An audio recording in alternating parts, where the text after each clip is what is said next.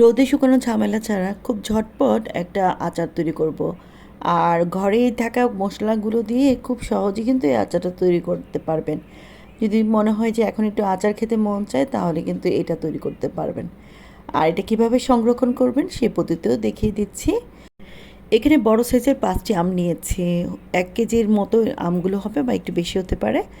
তো প্রথমে আমগুলো কিন্তু ভালো করে ধুয়ে নিয়েছি, ধুয়ে একটু শুকিয়ে নিয়ে তারপর এগুলো ছিলে নেব। পরবর্তীতে কিন্তু আমি এই আমগুলো আর এগুলো ধুবো না। এখানেই আমি ভালো করে এই জন্য আগে ধুয়ে নিতে হবে। তারপর আমি এভাবে পিলারের সাহায্যে ছিলে নিয়েছি বা চাইলে বটি দিয়েও ছিলে নিতে পারেন। এভাবে করে প্রত্যেকটি আম আমি ছিলে নিয়েছি। তারপর এভাবে কেটে নিলাম। একটা আম 8 পিস পরিমাণ হবে। আর চাইলে আর একটু ছোটো পিসও করতে পারেন বা লম্বাও রাখতে পারেন বা 4 পিস আকারে করতে পারেন, তবে একটু ছোটো করলে ভালো লাগে। একটা মশলা তৈরি করে নিয়েছি। এখানে 5 ফোড়ন নিয়েছি 1 টেবিল চামচ পরিমাণ, আর মিষ্টি জিরা, আর এমনিতে ধনিয়া, আস্ত ধনিয়া আর শুকনো মরিচ 5 থেকে 6টি নিয়েছি। এগুলো আমি এখন শুকনো খোলায় টেলে নেব। আর এগুলো কিন্তু একদম ভেজে নিতে হবে না বেশি পরিমাণ। একটু টালার পরে যখন একটু সুন্দর একটা সুঘ্রাণ আসবে তখন এটা ঠান্ডা করে চাইলে পাটায় পিষতে পারেন অথবা ব্লেন্ডারে গুঁড়ো করে নিতে পারেন। চুলার আঁচটা কমিয়ে রেখে আমি কিন্তু এটা ভালো করে টেলে নিয়েছি। যখন এটা কালারটা একটু চেঞ্জ হবে তখন এটা আমি উঠিয়ে নিয়েছি। তারপর ঠান্ডা করে আর এদিকে আমি শুকনো মরিচটা আমি একটু ভালো করে আলাদা করে টেলে নিয়েছি। আচার বানানোর জন্য আমি এখানে 2 টেবিল চামচ সরিষার তেল দিয়েছি। আর যেই মশলাটা গুঁড়ো করে নিয়েছি সেটা এখানে দিয়ে দিলাম। এর বেশি কিন্তু আর তেল লাগবে না, এই তেলেই হয়ে যাবে। একটু 1-2 মিনিট আমি একটু ভেজে সেই কেটে রাখা আমগুলো দিয়ে দিলাম।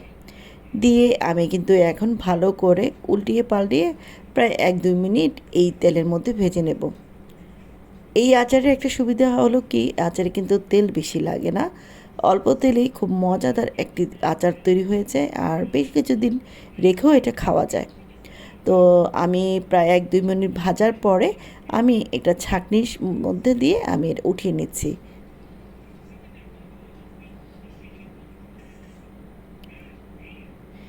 এভাবে করে সবগুলো আমি কিন্তু উঠিয়ে নিচ্ছি। আর এখানে যতটুকু মশলা থাকলো এর মাঝে কিন্তু আমি কোনো তেল দিইনি। এখানে প্রায় 1.5 কাপ পরিমাণ আমি চিনি দিয়েছি। আমের পরিমাণ বুঝে চিনিটা দিবেন। তবে চিনি আবার একটু বেশি হলেও বেশি ভালো লাগে না, কম হলেও ভালো লাগে না। তো এখানে চিনিটা আমি গলিয়ে নিচ্ছি তেলের মধ্যে। আমি একটু সামান্য পরিমাণে একটু প্রথমে সিরকা দিয়েছি, কারণ চিনিটা গলতে চাচ্ছিল না, তাই একটু সিরকা দিয়ে একটু গলিয়ে নিয়েছি। যখন একটু শিরার মতো হয়ে যাবে তখন এর মাঝে সেই আমগুলো ভেজে রাখা আমি দিয়ে দিলাম। এখন আসলে বেশি তেমন কাজ নেই, আমি এখন ভালো করে চিনি শিরার সাথে মিশিয়ে নিচ্ছি। তারপর মিশিয়ে নেওয়ার পরে যেহেতু আমটা একটা সিদ্ধ হওয়ার ব্যাপার আছে, আমি এখানে রোদে দিব না। তো আমি এখন এটা ভালো করে প্রায় 10-12 মিনিট আমি ঢাকনা দিয়ে রেখেছিলাম। তো প্রায় 10-12 মিনিট পরে দেখেন আমের কালার কিন্তু চেঞ্জ হয়ে আসছে, আর তার মানে আমটা সিদ্ধ হয়ে আসছে। এর চেয়ে বেশিক্ষণ আমি আর চুলায় রাখবো না। এই আচারটা একটু শক্ত টাইপের, মানে আটিটা শক্ত হয়ে গেলে আচারটা বেশি টেস্টি হয়। এই যে দেখেন আমটা কিন্তু সম্পূর্ণ সিদ্ধ হয়ে গিয়েছে। আমি এখন এই যে ঝোলটা, এই ঝোলের কারণেই কিন্তু এই আচারটা বেশি ভালো লাগে। আমি লবণও চেক করে নিয়েছি, চিনি পরিমাণও চেক করে নিয়েছি। আমি এক্সট্রা আর কোনো মশলা এখানে দিচ্ছি না।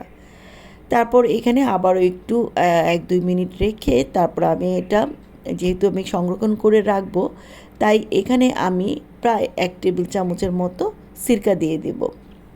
এই সিরকাটা দিলে আপনারা অনেক দিন এটা রেখে খেতে পারবেন। তো সিরকা দিয়ে আবার একটু নেড়ে নিব।